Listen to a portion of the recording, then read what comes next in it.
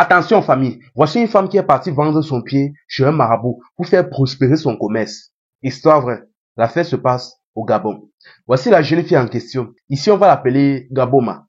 Ce qui se passe c'est que Gaboma elle est dans une famille gabonaise, plus précisément un peu proche du port gentil, quelque chose comme ça. Ce qui se passe c'est que dans sa famille en question, ils étaient extrêmement pauvres.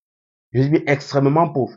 De telle sorte qu'après la mort d'un de leurs parents, le deuxième a du mal à les aider à joindre les deux boudons. Elle a donc commencé, étant très jeune, à assister à ses parents et a commencé à entamer certains petits business. Ce qui se passe donc, c'est qu'elle s'est lancée dans le commerce, mais ça ne donnait pas.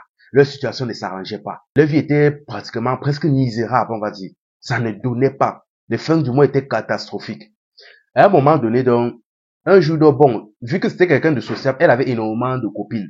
À un moment donné, pendant une de ses conversations avec ses copines, l'une d'entre elles les a fait comprendre que, apparemment, dans un village un peu à côté d'ici, il y a un marabout là très puissant. Et il fait médicaments d'argent. Apparemment, il est très puissant. Elle parlait aussi dans les blagues comme ça, mais Gabon à côté a été très intéressé par la chose.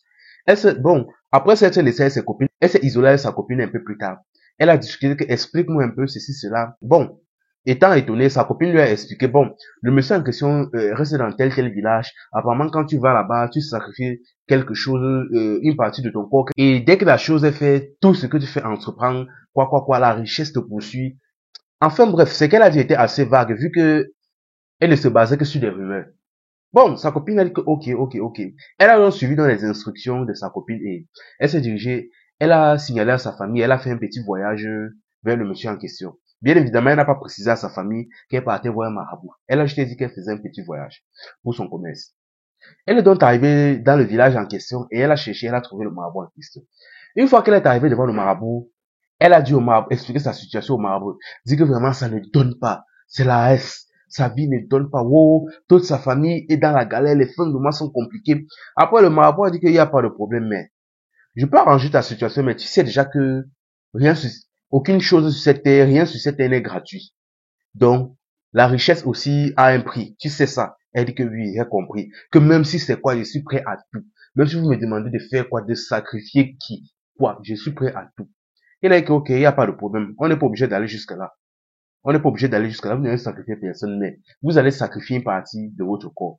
Elle a dit qu'il n'y a pas de problème. Elle n'a même pas cherché à discuter, à savoir le pourquoi du comment. Elle a juste validé. Le marabout a dit que ok. Le marabout a pris un coq qu'il a ouvert en deux. Il a formé un cercle avec le sang qui sortait. Il a demandé à la jeune fille de mettre son pied à l'intérieur du cercle. Chose qu'elle a faite. Dès qu'elle a mis son pied à l'intérieur, il a commencé à faire certaines incantations, Et tout à coup, la jeune fille a commencé à sentir des picotements du dessous de ses pieds. Elle a commencé à sentir des picotements. Et donc, c'est comme si ses pieds étaient hypnotisants, en fait. Elle n'arrivait plus à le bouger. Et elle ne le sentait même presque plus. Mais elle ressentait des picotements en bas. Et les picotements montaient. À un moment donné, ça s'est arrêté. Le marabout a dit que retire ton pied du cercle. Il a dit que c'est bon. Tout a été fait, Maintenant, ce qui se passe, c'est que tu vas rentrer chez toi. Il lui a donné une substance. Il dit que tu vas rentrer chez toi. Tu vas verser cette substance dans de l'eau et tu vas te laver. Après ça, maintenant, à partir de là, tout ce que tu vas faire, tout ce que tu vas entreprendre, tous tes business, toutes tes affaires, même si c'est quoi, même si tu fais dans le vol seulement, même si tu arraches les sacs des gens pour fuir, même si tu fais dans quoi, ça va seulement marcher. Ça va t'apporter la richesse. La fille a dit que ok, mais elle a remercié le marabout, elle est partie. Bon, elle est partie. Et tout comme le marabout lui avait dit, vu qu'elle faisait dans le commerce, ses affaires ont commencé à fructifier. Elle était au marché avec plusieurs vendeuses, mais c'est comme si sa boutique attirait les clients comme les aimants. Il y a des gars qui esquivaient des dizaines de vendeuses pour venir net se poser devant elle, acheter ses produits, malgré qu'ils vendaient exactement les mêmes choses au marché. Où elle faisait qu'à donc son étal attirait les clients comme un aimant. C'est ainsi que, en peu de temps, elle a commencé à avoir énormément d'argent. Elle a commencé à construire. Un peu, elle construit la voiture. Un peu, elle construit une maison. Un peu, elle lève les tâches. Un peu. Et c'est comme ça qu'elle est devenue une grande businessman dans la région. Tout s'est bien passé. Elle a mis sa famille et ses petits frères à l'abri. Tout s'est passé bien. Ils étaient bien. Je dis, ils étaient bien. La vie donnait. Ils étaient maintenant des Mouna Fortété. Pour ceux qui ne comprennent pas le terme, c'est un terme camerounais qui désigne un peu comme des enfants de boss, des enfants de riches. Tout était bon dans leur vie maintenant. Sauf que bon, comme le marabout l'avait dit, tout a un prix. La richesse a un prix. Elle a vécu comme ça pendant 5 ans. Mais un jour, la 5e année, elle était dans son véhicule. en train de conduire, se déplacer. À un moment donné, tout à coup, elle ne sentait plus son pied. Le pied qu'elle avait déposé sur le cercle en question. Elle ne sentait plus son pied. Là, elle a stressé, elle a rapidement arrêté la voiture. Et là, elle se rend compte qu'elle n'a plus aucune sensation sur le pied. Elle ne sent plus rien sur ce pied. Elle reste comme ça, elle dit que, hey, c'est quoi ça? Là, elle a commencé sérieusement à flipper. Elle a tapé, fatiguée, tapé, se disant que non, ce sont les crampes. Et elle s'est agitée. Là, elle a vu que ça ne donnait pas, que ça ne servait à rien. Là, maintenant, elle est rapidement partie à l'hôpital. Mais une fois à l'hôpital, on tape son pied, on fait tout, on ne voit rien. On ne voit rien sur son pied. On farfouille, on fait tout, on analyse, on scanne, on ne voit rien sur son pied. Finalement, on lui a donné quelques produits pour stimuler la jambe, pensant que ça allait mieux et on l'a renvoyée chez elle.